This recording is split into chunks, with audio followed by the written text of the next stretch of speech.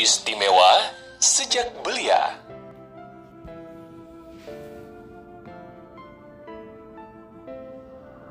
Muhammad kecil kini hidup dengan paman Abu Thalib yang sangat menyayanginya, melebihi rasa sayang terhadap putranya sendiri. Paman Abu Thalib bukanlah orang yang banyak harta. Bersama sang paman, Muhammad kecil belajar hidup sederhana, belajar berbagi dengan saudara-saudara sepupunya, dan belajar banyak hal lainnya.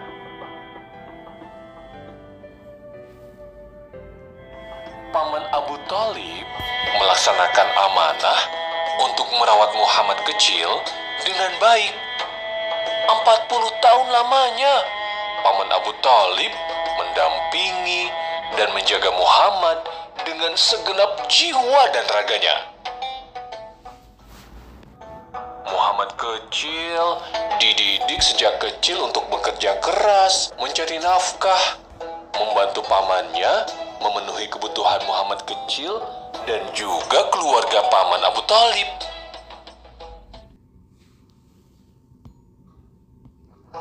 Keberkahan dengan hadirnya Muhammad kecil bahkan dirasakan oleh penduduk Mekah.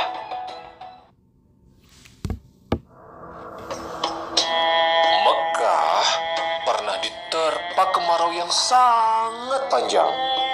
Para pembesar Quraisy meminta Paman Abu Thalib untuk berdoa. Beliau lalu membawa Muhammad kecil ke Ka'bah. Punggung mungilnya disandarkan ke Ka'bah. Dan atas izin Allah Subhanahu wa Ta'ala, hujan pun turun membasahi kota Mekah.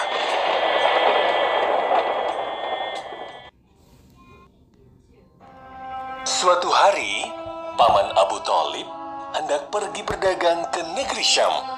Jauh sekali jarak Syam dari Mekah.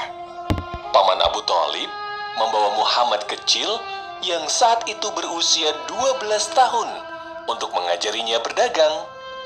Muhammad kecil pun sebenarnya ingin ikut pergi untuk membantu pamannya. Abusrah, mereka bertemu dengan seorang pendeta Nasrani bernama Buhairo yang menjamu Abu Thalib beserta rombongan. Pendeta Buhairo memperhatikan Muhammad kecil dengan seksama. Kemudian menemui Abu Thalib dan mengajukan berbagai pertanyaan. "Apa hubungan anak ini denganmu?" tanya pendeta Buhairo. "Dia putraku," jawab Abu Thalib karena rasa cinta dan sayangnya kepada Muhammad kecil.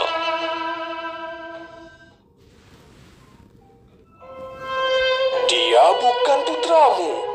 Tidak mungkin ayah anak ini masih hidup," kata pendeta Buhairo. "Dia keponakanku," kata Paman Abu Thalib kemudian.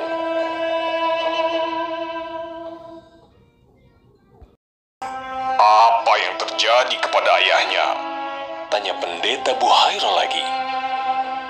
"Dia meninggal saat ibunya mengandungnya," jawab Paman Abu Thalib. "Engkau berkata benar. Sekarang bawalah anak ini pulang ke negerimu dan jagalah dia dari orang Yahudi. Demi Allah, jika mereka melihatnya di sini, pasti mereka akan berbuat jahat kepadanya. Ketahuilah, keponakanmu ini kelak akan memegang urusan yang besar." Pendeta Buhairo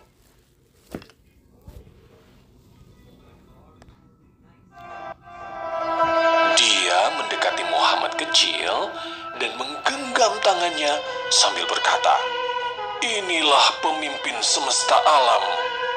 Inilah utusan Tuhan semesta alam. Inilah nabi yang akan diutus Allah untuk semesta alam." Kamu perlu tahu, selain pendeta Buhairo, banyak juga yang memang sudah mengetahui cerita kenabian ini. Salman Al-Farisi, seorang sahabat, datang jauh dari Persia, masuk Islam karena tersebarnya berita secara turun-temurun tentang Rasulullah Shallallahu Alaihi Wasallam beserta sifat yang menyertainya dari Injil. Para rahib atau pendeta dan orang-orang yang memahami Alkitab juga mengetahuinya. Dari mana engkau tahu? Paman Abu Thalib dan yang lain heran. Pendeta Buhairah menjawab, sungguh.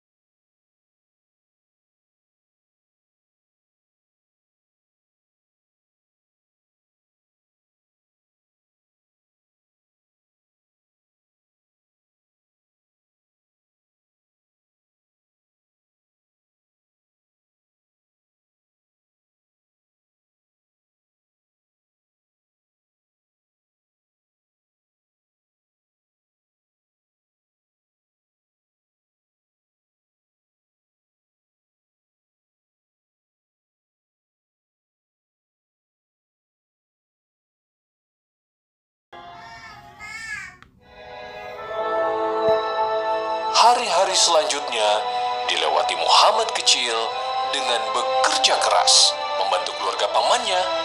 Dia menjadi penggembala domba dan mendapatkan upah. Kamu perlu tahu,